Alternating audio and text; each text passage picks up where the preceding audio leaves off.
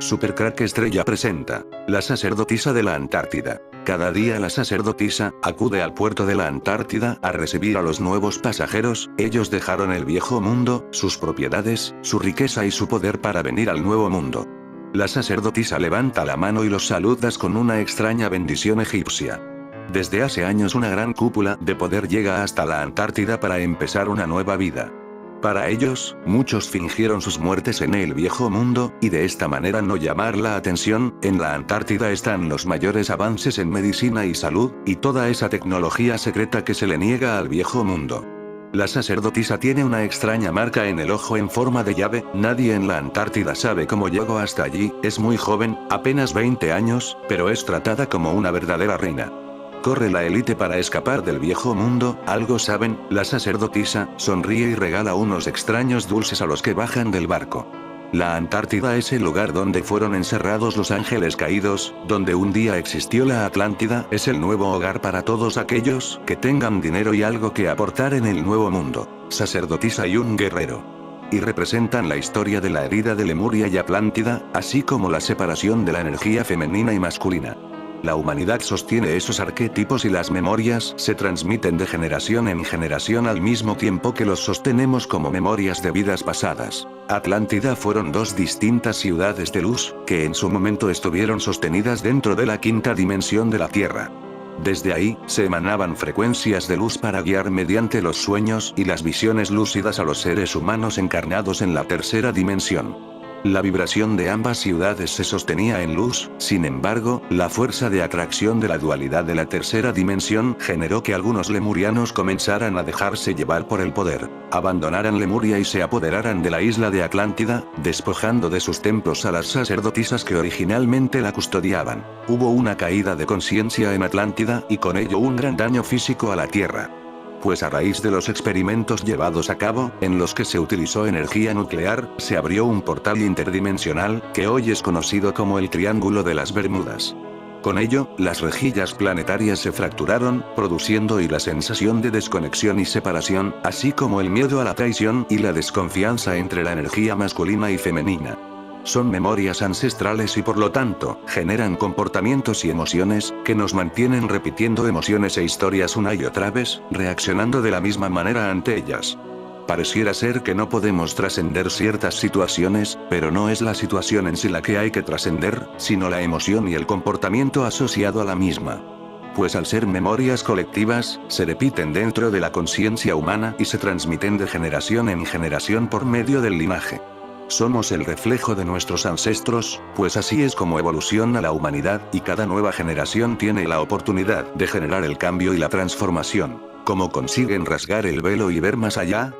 Pues una de las posibles respuestas es a través de la comunicación con entidades suprainterdimensionales utilizando canales, portales de comunicación, ojos, mirando a través de las mirillas. Las pruebas y las evidencias de estas entidades suprainterdimensionales era tan grande, que las élites satánicas tuvieron que inventar a los extraterrestres a medida que ese velo en forma de muralla se rompía. Jesús Cristo llegó a nuestro mundo, para avisarnos de estas entidades suprainterdimensionales, y crear una barrera que nos protegiera de ellos en el aire. A lo largo de los siglos esa barrera se fue rompiendo con la perversión humana generada con la propaganda de las élites satánicas. Es por esta razón por la que cada día se hacen más presentes estos demonios hasta el día que ya de forma oficial las élites reconocen la existencia de las entidades suprainterdimensionales. La sacerdotisa el ojo como portal, el ojo en la masonería, el ojo en el poder. Siempre el ojo. Hoy día seguimos sin comprender por qué utilizan una y otra vez los mismos símbolos desde la antigüedad, la pirámide truncada, el ojo de cerradura y la vésica Piscis. El satanismo está presente en el viejo mundo, como podemos ver la rotonda de Calpe titulada Elogio al progreso o más bien al satanismo. Todo el universo es una inmensa vibración.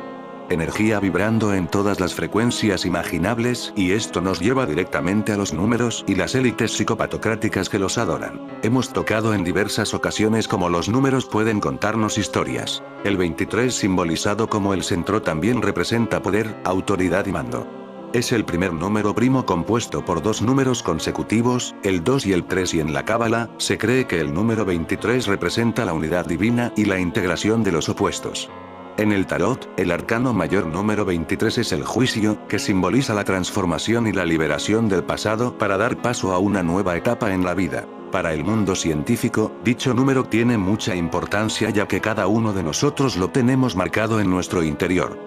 Por si no lo sabes, el cuerpo humano posee 23 vértebras, el ADN que tenemos se divide en 23 pares de cromosomas y justamente el par 23 es el que define el sexo de las personas. Repasemos algunos de los eventos ocurridos en un día 23. 23 de abril de 1564. Nacimiento de William Shakespeare, uno de los dramaturgos y poetas más famosos de todos los tiempos. Aunque posiblemente sus obras fueran escritas por el equipo de Francis Bacon en el que sería una de las mayores operaciones de lavado cerebral de la historia. 23 de junio de 1912. Nacimiento de Alan Turing, matemático y científico de la computación británico, conocido por su trabajo pionero en el campo de la inteligencia artificial y la descodificación durante la Segunda Guerra Mundial. Nacieron no solo personas relevantes sino cosas que cambiarían la vida del ser humano para siempre. 23 de agosto de 1904. Primeros intentos de vuelo de un avión de los hermanos Wright, Wilbur y Orville Wright, en Estados Unidos. 23 de junio de 1905. Orville Wright realizó el primer vuelo exitoso con él el 23 de junio de 1905. 23 de diciembre de 1913. La Reserva Federal de los Estados Unidos es creada con la firma del Acta de la Reserva Federal, estableciendo un sistema bancario centralizado en el país. 23 de agosto de 1944. Liberación de París durante la Segunda Guerra Mundial, marcando un importante hito en la derrota de la ocupación nazi en Francia. El 23 de marzo de 1983, el presidente estadounidense Ronald Reagan presenta en un discurso a su nación una propuesta para la Iniciativa de Defensa Estratégica de la SD, que más tarde se apodará como el Proyecto Guerra de las Galaxias.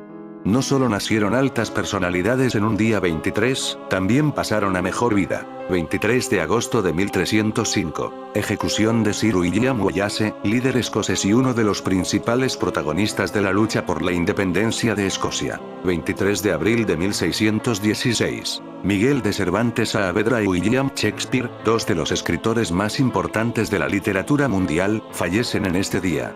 En honor a su legado, el 23 de abril se celebra el Día del Libro en España. Y también pasaron a mejor vida muchas otras cosas y eventos. Los desastres naturales son otro de los referentes a suceder en los días 23. 23 de enero de 1556. Terremoto de Shaanxi en China, considerado uno de los terremotos más mortales de la historia.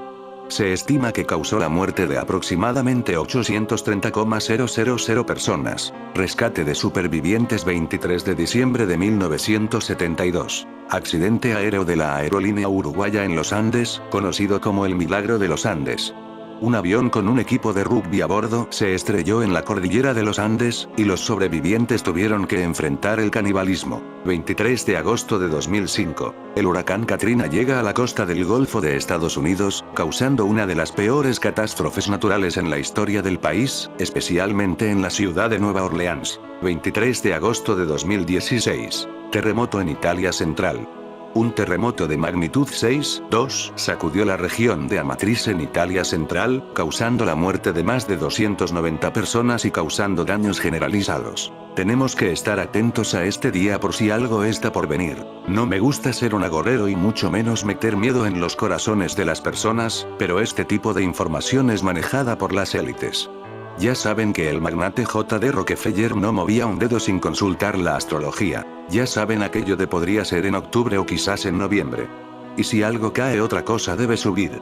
A buen entendedor pocas palabras bastan. Hablo del 9 de Av simbólico, no del mes hebreo. Como bien dice el puntal de Dios, es simbólico.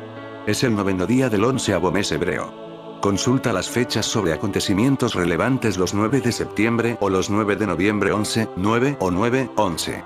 Como el 18 de Brumario de 1799, 9 del 11 gregoriano, golpe de estado de Napoleón para llegar al poder. Si se produce el evento económico este ocurrirá entre el 11 y el 26 de noviembre, o sea, puede caer en el día 23 perfectamente, siendo el día 18 el detonante. Satanismos por doquier en el viejo mundo, son lo más evidente. En la parte alta de la avenida, que empieza en la Plaza Charles de Gaulle antes Plaza de la Estrella, se encuentran cines, tiendas de lujo y grandes almacenes, en particular uno dedicado a la música. La Plaza Charles de Gaulle, que es en la que se encuentra el Arco de Triunfo, anteriormente fue la Plaza de la Estrella. De ella salían 12 avenidas recordando la rueda zodiacal. París fue fundada por los celtas. Los Campos Elíseos son parte del eje histórico de París. La parte baja de la avenida, que desemboca en la Plaza de la Concordia, donde se celebraban las ejecuciones, está rodeada de jardines y varios edificios públicos majestuosos. Como podéis apreciar, esta es una zona maravillosa llena de lujo y jardines, un paraíso terrenal como los Campos Elíseos del inframundo. En esta zona viven los ricos. Está la sede del gobierno. Es donde la vivienda es más cara. En el Arco del Triunfo se celebran las victorias de los equipos de fútbol. Teniendo localizados los Campos Elíseos, tenemos en el otro extremo el Tártaro. Este correspondería al barrio periférico de Saint-Denis y, como no, es lo más cercano al infierno. Muchos de sus habitantes tienen estatus de sin papeles. Se hacen muchas redadas policiales. Recordaréis que los terroristas yihadistas del atentado contra Charlie Hebdo, que declararon pertenecer a Al-Qaeda, vivían en este barrio. Está muy lejos del estilo de vida que caracteriza a los distritos centrales. Se le describe como multicultural, multiétnico, con una población africana, argelina, india, china, turca y de muchos otros lados. La línea de autobús que conecta al barrio con París es la 13, y Muerte, en fin, creo queda cristalino. Otro sitio a localizar es el Tribunal de Justicia. Hasta 2018 estaba en la isla de la Cité, la isla central del río Sena. Está construido en el lugar del antiguo Palacio Real de San Luis, del cual permanece una iglesia que se construyó dentro llamada la Sainte-Chapelle. La justicia del Estado se ha dispensado en este lugar desde la época medieval. La Sainte-Chapelle se diseñó para guardar 3 reliquias sagradas, compradas por el rey Luis IX al emperador de Constantinopla en 1239. Estas son la corona de espinas de Jesús, un fragmento de la cruz del Calvario y uno de los clavos que sirvió para fijar a Cristo en la cruz. El rey llevó las reliquias a Notre Dame mientras se construía la Sainte-Chapelle, pero finalmente se quedaron en Notre Dame. Solo durante la Revolución Francesa se guardó la corona de espinas en la Biblioteca Nacional, llegando a Notre Dame nuevamente en 1801 hasta el incendio en 2019. Parece que al trasladar el Tribunal de Justicia en 2018 decidieron liberar por fuego a Notre Dame de sus funciones. Luego veremos dónde está el nuevo tribunal y cuál es el nuevo templo. Lo que quiero que apreciéis es el carácter divino que le da una iglesia al Palacio de Justicia. Está sacralizado con algo entregado por los dioses, en este caso nada más y nada menos que de Jesús de Nazaret. Es como si fuera un sello divino que le da autenticidad y validación. Durante la Revolución Francesa se trasladó el tribunal a la Plaza de la Concordia. Recordaréis las ejecuciones públicas con guillotina, pero esto fue devuelto a la normalidad posteriormente. Lo único que nos queda por localizar es el Palacio de Hades. El resto de territorio serían campos asfódelos. Hades es el señor de lo invisible. No se deja ver mucho por la superficie. Le tocó el reino del inframundo en un sorteo en el que a Zeus le correspondió el Olimpo y a Poseidón el mar. Su esposa es la diosa Perséfone o Cuore, corazón, que vive con él los 6 meses de otoño e invierno y con su madre Demeter los otros 6 de primavera y verano.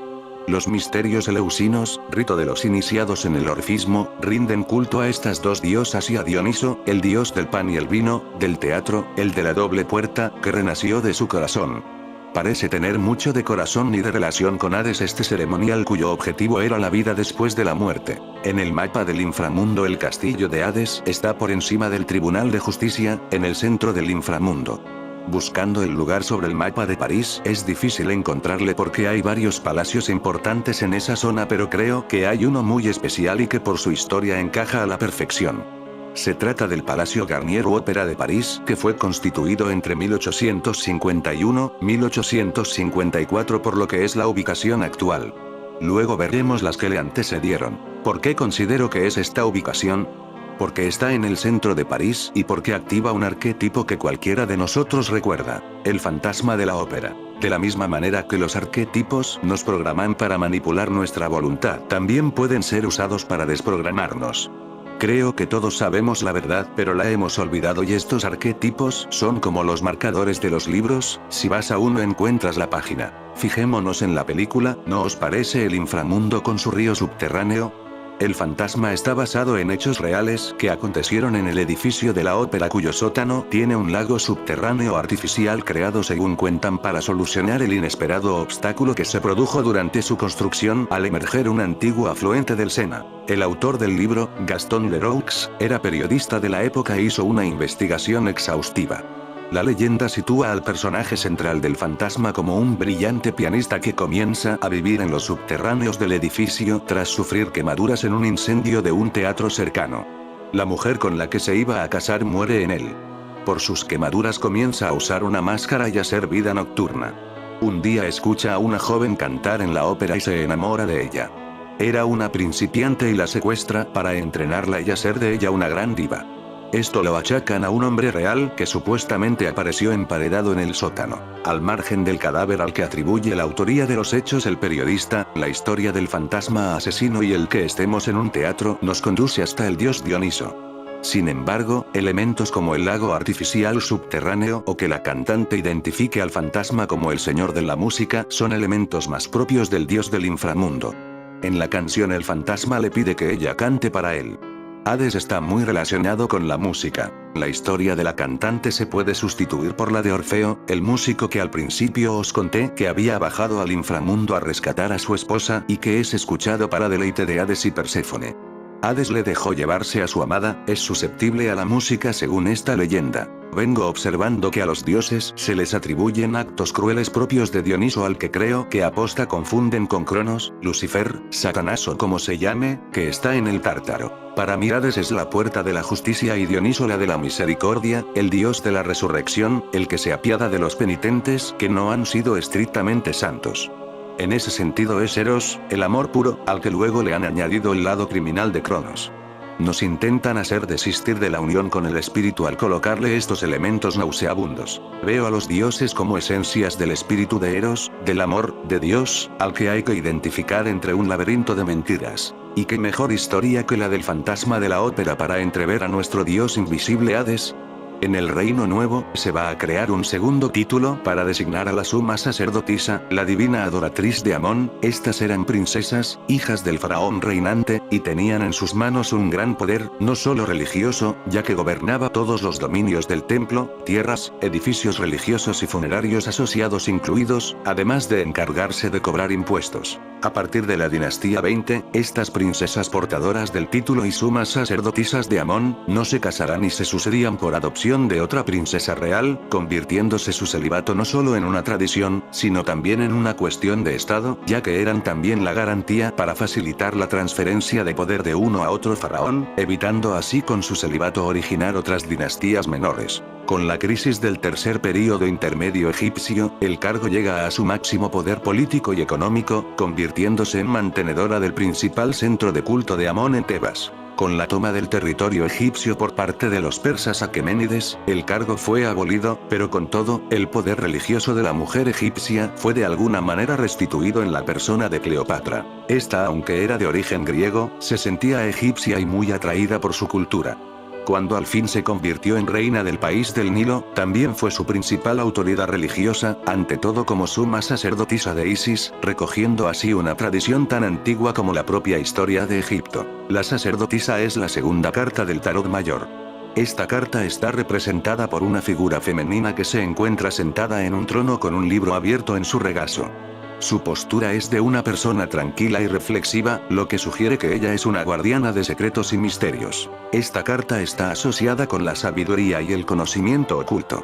La sacerdotisa puede indicar que debes confiar en tu intuición y tu sabiduría interior para tomar decisiones importantes.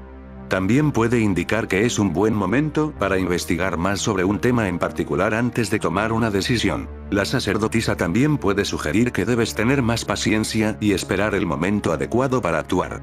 Es importante que confíes en tu intuición y en tu sabiduría interior para saber cuándo es el momento adecuado para actuar. El ojo que todo lo ve, presente en toda la civilización occidental, era un ojo mágico. Nació muchos siglos antes del cristianismo. En Egipto.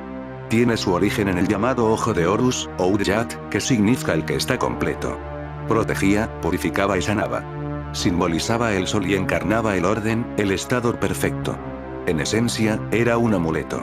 Y sigue siéndolo en nuestros días. El ojo de Horus, origen de esta simbología, tiene su origen en las luchas que protagonizó Horus, hijo de Osiris, contra su tío Set, hermano de Osiris, para vengar la muerte de su padre. Como consecuencia de tales combates, Horus perdió su ojo izquierdo. Aquello fue una bendición para Horus porque Thoth, dios de la sabiduría, los conjuros mágicos, la escritura y la música, representado con cuerpo de hombre y cabeza del ave ibis, sustituyó su ojo perdido por el Udyat, con el que pudo recobrar la visión. Durante el antiguo Egipto el Udyat fue considerado uno de los amuletos más poderosos porque potenciaba la vista, protegía y curaba las enfermedades oculares, contrarrestaba el mal de ojo y protegía a los difuntos. Simbolizaba la salud, la prosperidad, la preservación del cuerpo y la resurrección. El Udyat lo adoptaron luego los asirios, los babilónicos, los griegos, los judíos, los cristianos, los masones y hasta la propia justicia. Para los asirios y los babilonios el ojo que todo lo ve, adaptado a sus culturas, fue considerado como un símbolo de protección divina. Los judíos y los cristianos también lo hicieron suyo para representar a Yahvé o a Dios, y más concretamente su omnipotencia y su omnisciencia. Con el paso del tiempo, y el nacimiento de la masonería en Europa, en el siglo XVIII, el ojo fue adoptado por las diferentes logias, enmarcándolo en un triángulo equilátero, para simbolizar al gran arquitecto del universo. El ojo dentro del triángulo equilátero recibe el nombre de delta luminoso. El ojo dentro del triángulo equilátero recibe el nombre de delta luminoso. Y figura en todos los billetes de dólar de Estados Unidos. Está compuesto por una espada y una balanza, rodeados de una rama de laurel, colocados sobre unas de fases y rodeados por el collar de la justicia, de cuyo extremo inferior pende un ojo. El ojo que todo lo ve. El ojo que todo lo ve que del escudo del Tribunal Supremo, sin embargo, no representa a Horus, al Todopoderoso o al gran arquitecto del universo. El ojo que aparece en la imagen representa, literalmente, al rey. La sacerdotisa de la Antártida, es la reina de este nuevo mundo. Su extraña marca en el ojo, en forma de llave, tiene un alto significado para las élites. Ella saluda con una gran sonrisa a los nuevos que se acercan aquí. La vida es muy fría y aburrida en este lado sur del charco. En el fondo ella en contadas ocasiones dejó de pensar como una niña, llegó al nuevo mundo como en un ensueño y se convirtió en reina. Personalmente, no me gusta el nuevo mundo, prefiero quedarme en el viejo, aunque esté en peligro. Bye bye, dicen las élites en su escapada, mientras una joven, la sacerdotisa de la Antártida, les recibe en su llegada. Que supusiera la sacerdotisa de la Antártida de ese viejo mundo que se le fue ocultado, ¿lo sabrá algún día? Aquí lo contaremos. En fin amigos de Supercrack Estrella, si el video te gustó, pulgar arriba.